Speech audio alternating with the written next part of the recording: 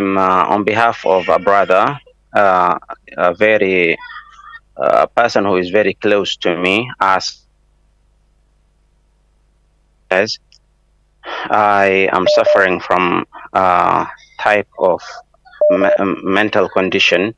He says sometimes I feel a swift abnormality, and he says this abnormality may come at any time during my Salah, during my wudu, during my ghusl or complete bath. So this is a type of mental abnormality which may come at any time during the day or at any hour during the day. This is a swift, quick mental change from the normal state to an abnormal state. So he says it does not last for long. It just continues for a few seconds and then it is all over. And the person turns to his normal condition. And once again, it may attack him at any time during the Salah, during the wudu, during any time. So is he regarded in the category of the people who have been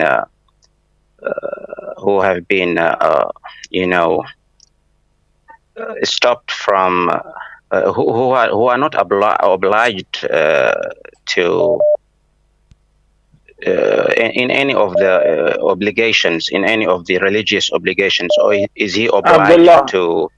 Abdullah, can you hear me? This question. Can you hear me, Abdullah? I have a question for you. Yes, I can. What are the symptoms of this abnormal mental condition? What are the symptoms? What happens to him when he experiences that for a few seconds, even during the prayer? During the prayer, during the wudu, during the ghusl or the complete bath. So he says this mental condition is swift. It is a quick change of abnormality. Abdullah, Abdullah, I got all of that. But what happens? What does he think about the doctor here who diagnosed him? He said this is a mental condition which makes a person absent-minded, makes the person suicidal, God forbid, make the person doesn't know who is he. I want to know the condition. So he doesn't want to directly ask you, but I'm speaking on his behalf. So he says this is a quick mental change from normality to abnormality.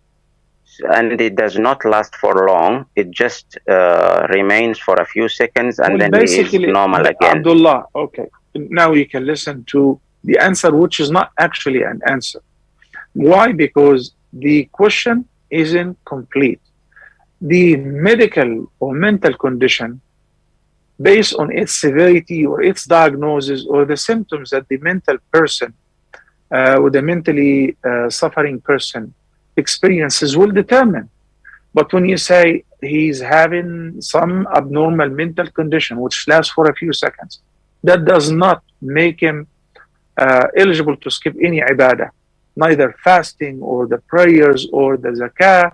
Okay, if you have further information to add, and how often does he experience that, okay, we'll be able to answer you. And I will tell you, if a person lost his mind totally for a few minutes, it's within the prayer times. You pray once you gain back your sense, able to understand what you're saying in the prayer. And if that happens for a few seconds, as you say, during fasting, it doesn't affect fasting. Fasting is still valid and it is actually required. And obviously the zakah as well. Barakallah feek.